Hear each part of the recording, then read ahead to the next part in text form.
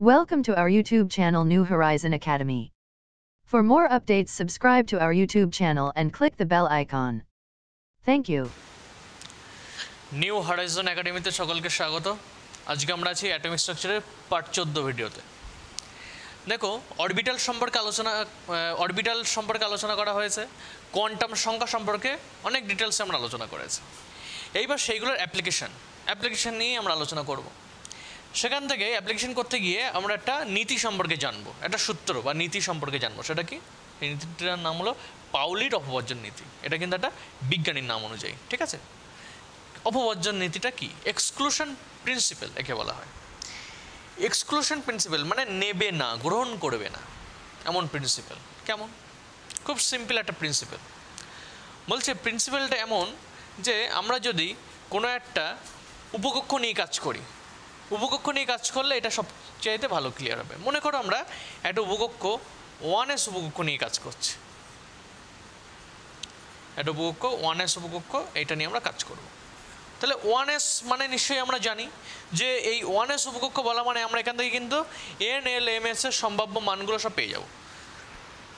সেটা কিভাবে পাবো? দেখো, তাহলে এখান থেকে আমরা চারটে ভ্যালু পাবো।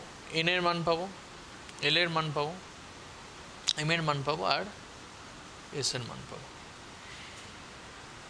এই যে আগে যেটা লেখা থাকে, সামনে যেটা লেখা থাকে সেটাই হচ্ছে n এর মান। সেটা আমরা আগের দিনও বলেছি, ভিডিওতে অবশ্যই বলেছি। পার্ট নম্বর 13 ভিডিওটা ভালো করে দেখবে। এই যে আগে যে সংখ্যাটা থাকে সেটা হচ্ছে n এর মান। তাহলে n এর মান এখানে কত? 1। ঠিক আছে। l এর মান কত? l এর মান হচ্ছে 1 এর পরে যেটা থাকে s থেকে আমরা l এর মান পাই। এবং l এর মান পাওয়ার সূত্র কি? l এর মান 0 1 2 3 হতে পারে। 0 হলে বলা হয় s, 1 হলে বলা হয় p উপকক্ষ, 2 হলে বলা হয় d উপকক্ষ, 3 হলে বলা হয় f উপকক্ষ। এটা আমরা জানি। তাহলে s আছে, যেহেতু s আছে, তাহলে s আছে মানে l এর মান কত? 0। l এর মান 0। l এর মান আমরা যেই পেয়ে যাই তখন আর 1s এর কাজ নাই। l এর মান পেলে সেখান থেকে আমরা m এর মান পেয়ে যাই। m এর মানটা কি? -l থেকে +l। তো -l +l এর ব্যাপারটা এখানে নেই। 0 হলে m এর মানও 0 হয়ে যাবে, m সমান 0। এবার m এর মান যদি 0 হয়, s এর মানও কি 0 হবে? না, s এর মান 0 হবে না। s এর মান পাওয়ার সূত্র আমরা বলেছি কি? বারবার বলেছি, কিন্তু মনে পড়ছে কি? s এর মানের সূত্র আমরা বলেছি, সেটা হচ্ছে কি? +½ এবং -½ তাহলে s এর মান আমরা কিন্তু এখান থেকে দুটো মান পেয়ে যাব। অর্থাৎ একটা মান পাবো +½ আর একটা মান পাবো কিন্তু -½ তাহলে 1s যে উপকক্ষ, সেই 1s উপকক্ষটা দেখতে কেমন? দেখতে এরকমই। আমি বলেছিলাম s উপকক্ষ মানেই একটা ঘর হবে, একটা বক্স হবে। সেই বক্সের মধ্যে দুটো ইলেকট্রন থাকতে পারে সর্বোচ্চ। একটা হচ্ছে এরকম ইলেকট্রন থাকতে পারে +½ একটা হচ্ছে -½ থাকতে পারে ইলেকট্রন। তাহলে লক্ষ্য করো, এখানে যে দুটো ইলেকট্রন আছে, সেই দুটো ইলেকট্রনের জন্য কোয়ান্টাম সংখ্যার মান পাওয়া যাবে। প্রত্যেকটা ইলেকট্রনের জন্য, একটা ইলেকট্রনের জন্য কোয়ান্টাম সংখ্যার মান পাওয়া যাবে কটা? 4টে। তাহলে দুটো ইলেকট্রনের জন্য 4টে 8টা মান পাওয়া যাবে। তাহলে এই যে ফার্স্ট ইলেকট্রন, এই ইলেকট্রনটার জন্য, ফার্স্ট ইলেকট্রনের জন্য n এর মান 1, l এর মান 0, m এর মান 0, s এর মান কিন্তু +½ এই ফার্স্ট ইলেকট্রনটার জন্য। তাহলে এই ইলেকট্রনের কম্বিনেশনের ভ্যালু কিন্তু এইগুলো, এই ভ্যালুগুলো কিন্তু এই ইলেকট্রন কম্বিনেশনের মান। বুঝতে পারছো? তাহলে এর মান কোনগুলো? তো এর একটা মান তো বোঝা যাচ্ছে s এর মান -½ তাহলে অন্য মানগুলো কত? অন্য মানগুলো 1s, যেহেতু 1s-এই তো আছে, তাহলে অন্য মানগুলো একই থাকবে, n l m এর মান একই থাকবে। তাহলে এখানেও m এর মান, এই n এর মান 1, l এর মান 0, m এর মান 0, s এর মান -½ তাহলে এই ইলেকট্রনের যে 4টে কম্বিনেশন, সেই 4টে কম্বিনেশন কিন্তু এই 4টে। বুঝতে পারছো? যে 4টে কোয়ান্টাম সংখ্যার মান, সেটা কিন্তু এইটা। অর্থাৎ এখান থেকে যে মেন সূত্রটা বেরিয়ে আসছে, ভালো করে লক্ষ্য করো, যেখানে মেন সূত্রটা যেটা বেরিয়ে আসছে সেটা কি বলতে চাচ্ছে পাউলি বলতে চাচ্ছে যে কোনো একটা উপকক্ষের যদি সর্বোচ্চ 2টি ইলেকট্রন থাকতে পারে, উপকক্ষের মধ্যে তো সর্বোচ্চ 2টো থাকতে পারে, এটা আমরা আগেও বলেছি।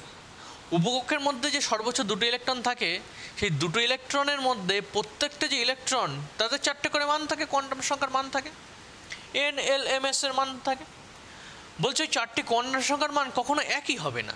এটাই হচ্ছে পাউলির সূত্র, যে কোনো উপকক্ষের মধ্যে যে দুটো ইলেকট্রন থাকে সেই দুটো ইলেকট্রনের যে চারটে কোয়ান্টাম সংখ্যার মান থাকে সেই চারটে কোয়ান্টাম সংখ্যার মান কখনো একই হবে না।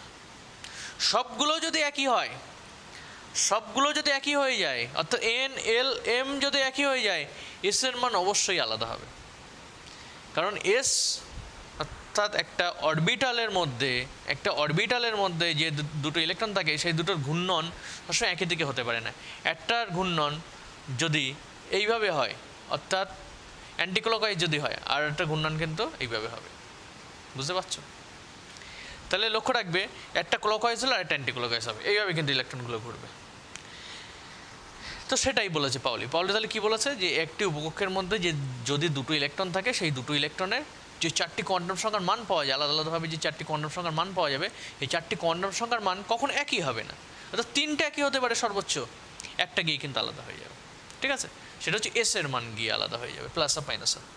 লক্ষ্য করো, এখানে তো দুটো ইলেকট্রন, এই ইলেকট্রনে এন একই, এল একই, এম একই, এস কি এস আলাদা হয়ে গিয়েছে। এটা হচ্ছে পাউলি অপবর্জন নীতি। তোমরা এখানে 1s দিয়ে আমি করলাম, তোমরা 4p তে যে 6টা ইলেকট্রন থাকে সেই 6টা ইলেকট্রনের জন্য অ্যাপ্লিকেশন করবে, তো অ্যাপ্লিকেশন করে আমাকে দেখাবে।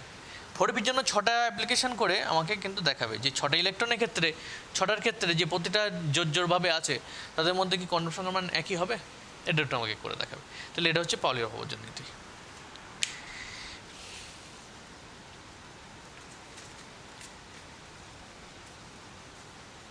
এরপরে আমরা আরেকটা সূত্র শিখব।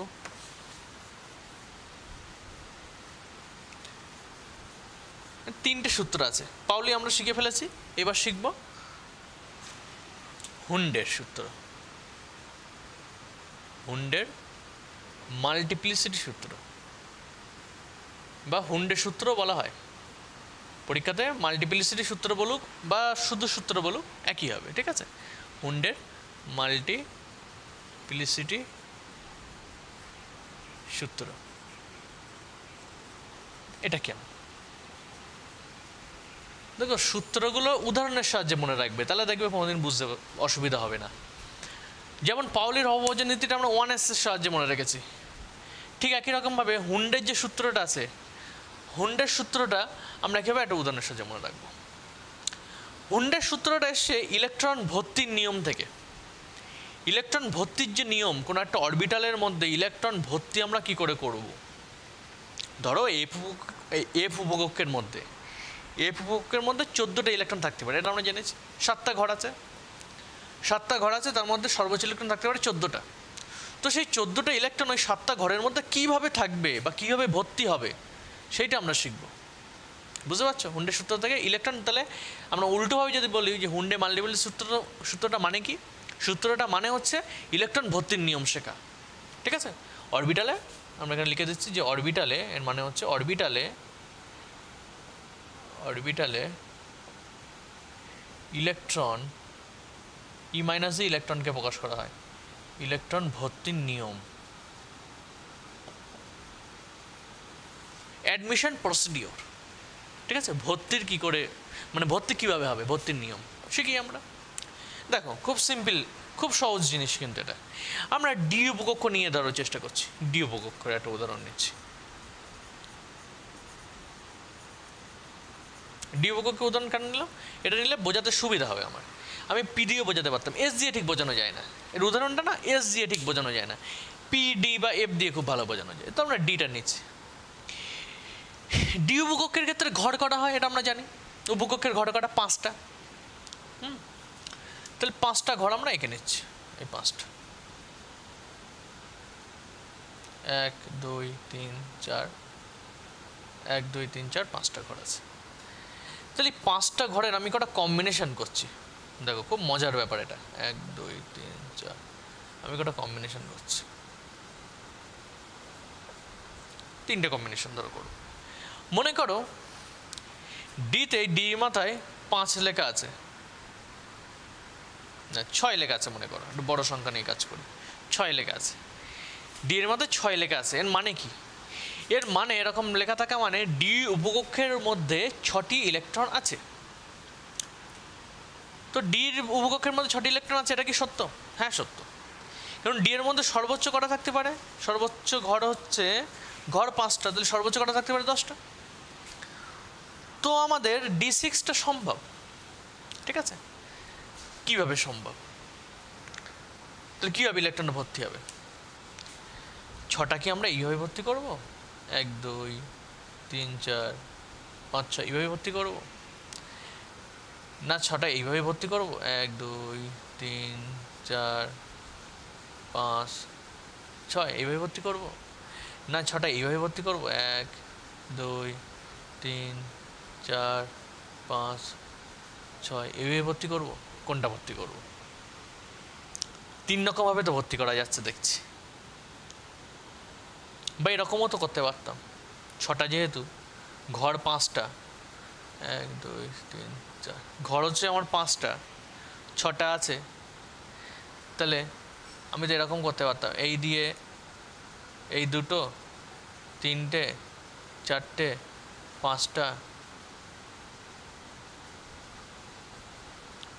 6টা, এরকমও তো করতে পারতাম। বুঝতে পারছো? সব রকম তো করতে পারতাম, কিন্তু করবো কোনটা? কোন নিয়মটা অ্যাপ্লিকেবল হবে, এই অ্যাকসেপ্টেবল হবে, গ্রহণযোগ্য হবে কোনটা? সেটা হচ্ছে হুন্ডের সূত্র থেকে জানা যায়। হুন্ড বলছে যে কোনো একটা অরবিটালের মধ্যে, উপকক্ষের মধ্যে যে অরবিটালগুলো থাকে, সেই অরবিটালে যখন ইলেকট্রন ভর্তি হয় তখন সমসংখ্যক যে কক্ষগুলো থাকে, সেই সমসংখ্যক কক্ষকে একইভাবে ইলেকট্রনগুলো যখন ভর্তি হবে, অর্থাৎ ক্লকওয়াইজ ইলেকট্রনগুলো ভর্তি হবে, তারপরেই অ্যান্টি ক্লকওয়াইজ ভর্তি হতে পারবে। বুঝতে পারছো? প্রত্যেকটা অরবিটালের মধ্যে একটা একটা করে ইলেকট্রন আগে ভর্তি হবে, তারপরে পেয়ার হবে। পেয়ারিং প্রথমেই হবে না, জোড় প্রথমেই হবে না, আগে সিঙ্গেল দাও তারপরে জোড় করো। বুঝতে পারছো নিয়মটা? আগে সিঙ্গেল দাও তারপরে জোড় করো। অর্থাৎ 6টা ইলেকট্রন ভর্তি এই জোড় করে করে হবে না, এই সিঙ্গেল করে করে হবে। কিন্তু সিঙ্গেল করে করে হবে, কিন্তু যেই শেষ হয়ে গেল তারপরে ইলেকট্রনটা এই জায়গাটায় আসবে, অর্থাৎ এটাও হবে না। এখান থেকে আবার শুরু হবে না, আমি এই দিক দিয়ে শুরু করেছি, এখান থেকে শুরু হবে, অ্যান্টি ক্লকওয়াইজটা এখানে হবে, এইটা যেটা করেছি এইটা ঠিক। বুঝতে পারছো? সিঙ্গেল দিয়ে গেছি, সমশক্তি সম্পন্ন ইলেকট্রনগুলো ভর্তি হয়েছে, তারপরে কিন্তু -12 এসছে এর মধ্যে। বুঝতে পারছো? এটাও হবে না, বুঝতেই পারছো, প্রত্যেকটি ঘরে সমান সংখ্যক ইলেকট্রন নেই। তাহলে হুন্ডের সূত্রটা কি আরেকবার বলি। হুন্ডের সূত্রটা এমন, এটা হচ্ছে ইলেকট্রন ভর্তির নিয়ম। ইলেকট্রন ভর্তি কী করে হবে? কোনো একটা অরবিটালের মধ্যে যে কটা ঘর আছে সেই কটা ঘরে আগে সিঙ্গেলভাবে ভর্তি হয়ে যাবে, তারপরে ডবল হবে। সিঙ্গেলভাবে ভর্তি হবে যখন, সবসময় মনে রাখবে প্লাস হাফগুলো ভর্তি হবে। প্লাস হাফ আগে ভর্তি হবে, তারপরে মাইনাস হাফ। প্লাস হাফ আগে ভর্তি হবে, তারপরে মাইনাস হাফ আসবে। খুব ভালোভাবে বুঝে নেবে, সিম্পল ব্যাপার কিন্তু এগুলো। 6টা ইলেকট্রন কিন্তু এইভাবে ভর্তি হবে, তাহলে এর মধ্যে কিন্তু এইটাই সঠিক একমাত্র, D6 এর ক্ষেত্রে এটা সঠিক। তাহলে একই রকমভাবে আমি যদি আর একটা উদাহরণ নিয়ে একটু আলোচনা করি, ধরো P4 আছে, পি উপকক্ষের মধ্যে 4টে আছে, তাহলে পির ঘর কটা? পির ঘর কিন্তু 3টে, 1 2 3টে, 4টি ইলেকট্রন আছে, কীভাবে ভর্তি করবো? 1 2 3 4 এইভাবে কিন্তু ভর্তি করবো। এইভাবে কি করবো বলো? 1 2 3 4, এটা কি করবো? না, এটা ভুল, এইটা ঠিক। ক্লিয়ার? সমান সমানভাবে ইলেকট্রন ভর্তি হবে, তারপরে অসমানগুলো ভর্তি হবে, মাইনাস হাফ তারপরে। ক্লিয়ার? তাহলে হুন্ডের মাল্টিপ্লিসিটি সূত্র কিন্তু এইটা।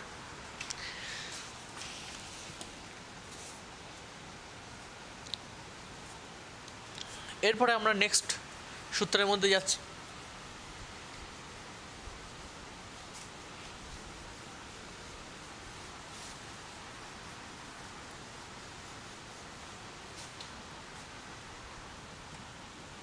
আউফবাউ নীতি। এবার আমরা যাচ্ছি কি? আউফবাউ নীতি।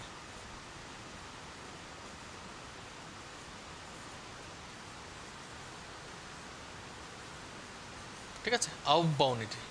এই আউফবাউ কিন্তু কোনো বিজ্ঞানীর নাম না, এটাই প্রথমে ক্লিয়ার করে দিই।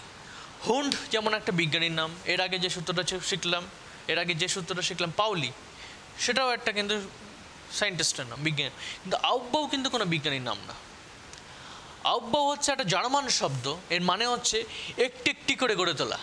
এর মানে কি একটি একটি করে গড়ে তোলা, মানে স্টেপ বাই স্টেপ আস্তে আস্তে এগিয়ে যাওয়া সিঁড়ির মতো আস্তে আস্তে ওপরে যাওয়া।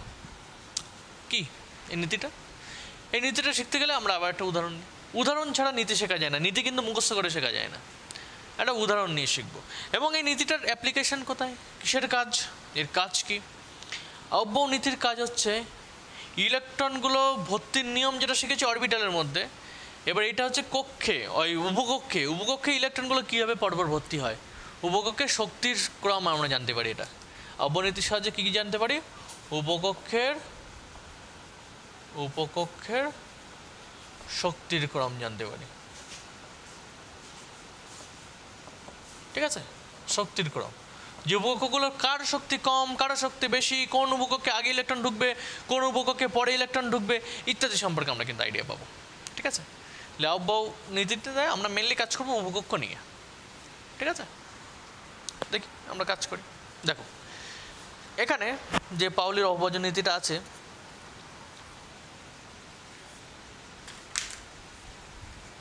দেখো কটা উদাহরণ ধরে নিচ্ছি আমরা। ধরো n সমান 1 যদি হয়, n সমান 1-এর জন্য যে উপকক্ষের মানটা পাবো সেটা হচ্ছে আমরা 1s উপকক্ষ পাবো।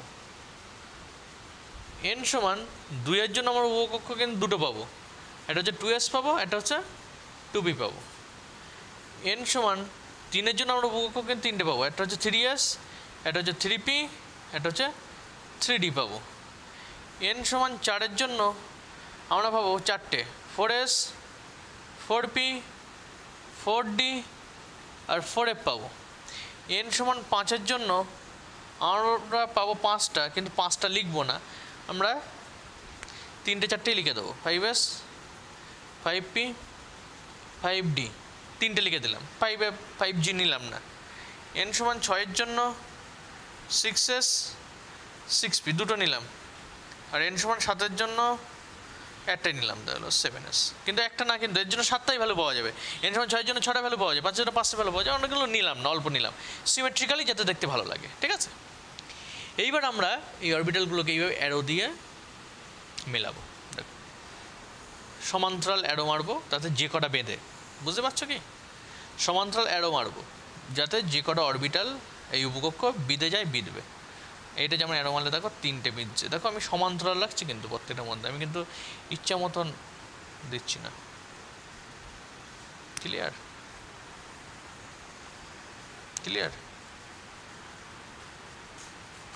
দেখো সমান্তরাল অ্যারো দিলাম, সমান্তরাল অ্যারো দিয়ে প্রত্যেকটাকে কিন্তু মিলিয়ে দিলাম।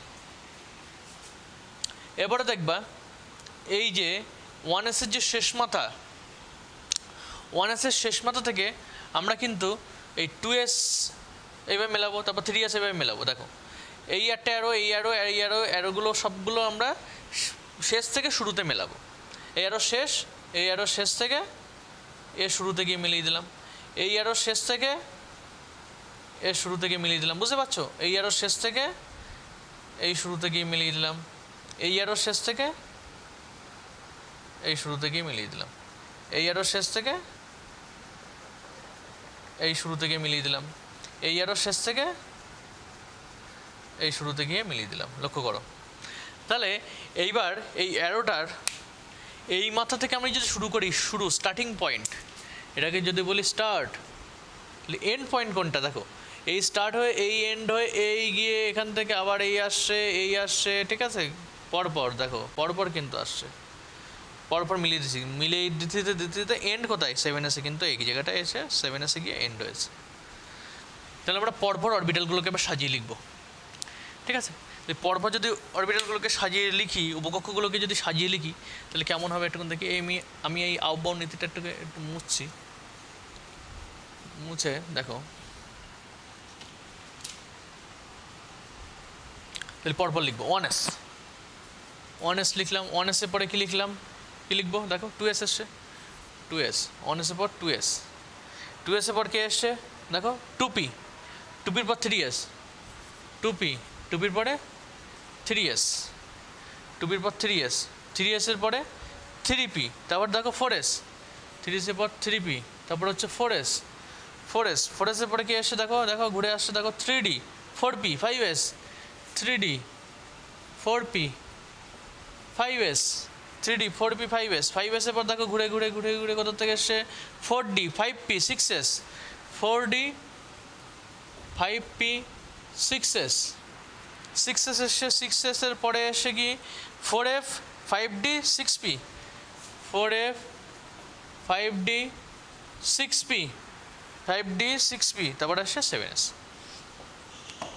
আরও যদি আমরা বাড়াতাম আরও আসতো অরবিটাল এই উপকক্ষ আসতো তাহলে এই উপকক্ষগুলো কিন্তু এই পরপর আসলো তাহলে যে শক্তির ক্রম সেটা কি উপকক্ষগুলোকে এইভাবে পরপর আমরা আনলাম এই উপকক্ষ ইলেকট্রনগুলো ভর্তি হবে শক্তির ক্রম হচ্ছে যত দূরে যাবে আমরা জানি নিউক্লিয়াস থেকে যত দূরে যাওয়া যায় উপকক্ষের শক্তি কিন্তু আস্তে আস্তে বাড়ে ঠিক আছে তাহলে এই যে greater than sign less than sign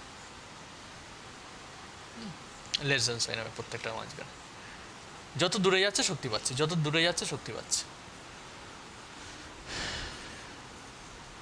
যত দূরে যাচ্ছে শক্তি পাচ্ছে ঠিক আছে এটা হচ্ছে পাউলির অববর্জন নীতি এটা হচ্ছে আহ্বান নীতি তাহলে আহ্বান নীতিটা হচ্ছে ইলেকট্রনগুলোর যে শক্তির ক্রম উপকক্ষের ইলেকট্রনগুলো যে ভর্তি হবে যে উপকক্ষের সেই উপকক্ষের শক্তির ক্রম হচ্ছে এটা আহ্বান নীতি সম্পর্কে আমাদের আরও আলোচনা আছে আজকে এই ভিডিওতে এই পর্যন্ত থাকলো আমরা এই ডিটেলস আলোচনা পরের ভিডিওতে করবো